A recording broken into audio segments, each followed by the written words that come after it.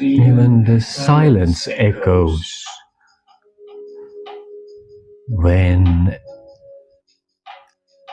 a lion roars. Mis on õige, milline on õige muster, kuidas elada, mille poole püüelda ja nii edasi ja nii tagasi on ju, ennast nähtavaks teha.